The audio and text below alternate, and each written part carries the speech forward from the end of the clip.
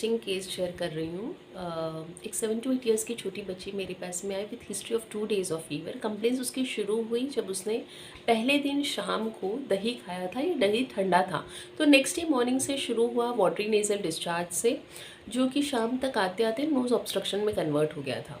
दिन भर वो ठीक ठाक थी, थोड़ा यहाँ वहाँ से खांसी आ रही थी विच वॉज एब्सोल्युटली ड्राई। शाम को आते आते she started with a spike of fever which was around 99 to 100। Crocin paracetamol syrup उसके पेरेंट ने दिया, शी वॉज एब्सोल्युटली फाइन। जब उसको फीवर शुरू हुआ तो उसने थोड़ा सा पानी मांगना शुरू किया and she drank lot of water. थोड़ा थोड़ा करके पी रही थी बट पिया उसने पानी। फिर उसके बाद में रात भर उसको नींद नहीं लगी, she could not sleep and the parent felt कि it is because of fever. फिर नेक्स्ट डे मॉर्निंग में अगेन उठने के बाद से ठीक ठाक थी, बीच बीच में खांसी आ रही थी, बट अभी उसका जो नेज़ल डिस्चार्ज था उसके साथ में उसको नोज़ ऑब्स्ट्रक्शन इक्वल हो गया था। मतलब नाक भी बंद थी और वाटरी नेज़ल डिस्चार्ज भी आ रहा था। स्पाइक उसको दिन भर आए थे, बट शाम तक रात तक आते आते उसका स्पाइक, मतलब दिन भर उसका स्पाइक 99 to 100 पे ही था, बट रात को उसका स्पाइक फिर वापस से 101 तक चला गया था। अभी दिन भर उसको नोज़ ऑब्स्ट्रक्शन था, बट जैसे ही उसकी रात हुई उस दिन रात को उसने नोटिस किया कि फिर से वो नोज़ ऑब्स्ट्रक्शन बहुत ज़्यादा हो रहा है एंड अगेन वो रात को भी वो सो नहीं पाई with fever and nose obstruction. तो नेक्स्ट डे मॉर्निंग में उसकी मदर उसको मेरे पास में लेके आई। कॉफ उसको था but not very disturbing, no throat pain, appetite was okay okay, बहुत ज़्यादा इफेक्ट नहीं हुआ था। थर्स्ट मदर ने बोला कि फीवर में ही उसने पहले दिन अच्छा खासा पानी पिया, नेक्स्ट डे से it was absolutely fine, she was taking water at the room temperature. जब फीवर होता था तभी हम उसको बोलते थे लेटने के लिए, otherwise she is okay okay, she is not very over active, she is not at all dull also, ठीक ठाक है, नॉर्मल एक्टिविटी घर में कर रही है। सो जो फर्स्ट फील आया मुझे ये सब सुनने के बाद में, मैंने एग्जामिन किया उसको and I thought it could go towards arsenic album with the totality which is very clear कि elements from cold thing, thirst, increased fever during, general aggravation at night and no watery nasal discharge। But क्योंकि बच्चे का case है तो बच्चे के case में मैं इमीडिएटली जो फील आता है उस पर कभी नहीं देती हूँ, मैं हमेशा एक्सप्लोर करती हूँ, फिर रेपर्ट्राइज, हर केस को रेपर्ट्राइज करती हूँ and then I go for the remedy. And उस बच्चे के लिए क्या सिम्टम कैरेक्टरिस्टिक है या क्या सिम्टम ज़्यादा डिस्टर्बिंग है उस पर मैं फोकस करके हमेशा प्रिस्क्रिप्शन देती हूँ। ये मेरा क्लिनिकल वो है कि आई ऑलवेज़ फील कि जब मैं वैसे प्रिस्क्रिप्शन करती हूँ तो प्रिस्क्रिप्शन 100% करेक्ट होता है एंड बच्चा इमीडिएटली रिकवर करता है।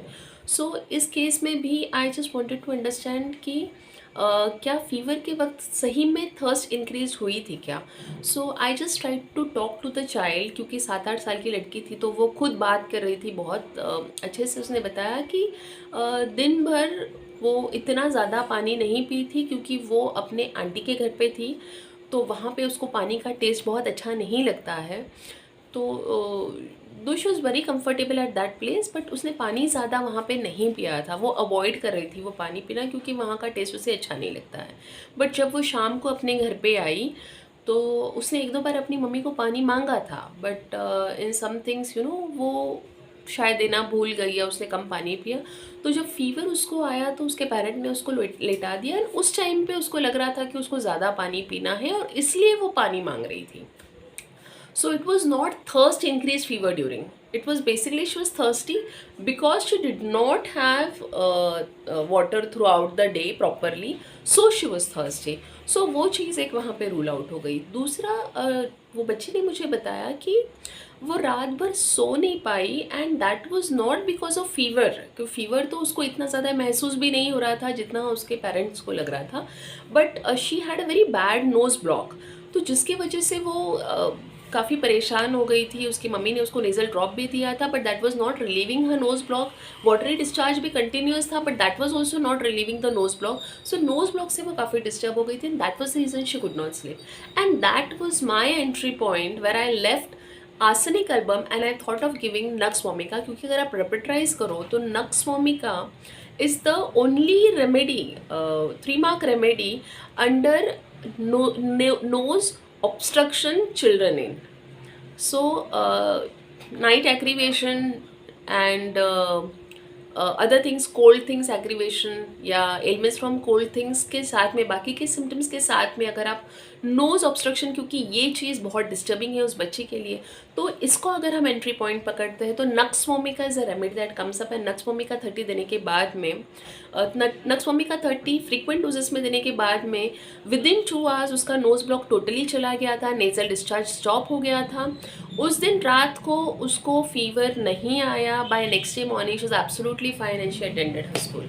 सो this is a very interesting case of nux vomica 30। I hope you like this case presentation. अगर आपके कुछ भी डाउट्स है तो प्लीज़ DM करो।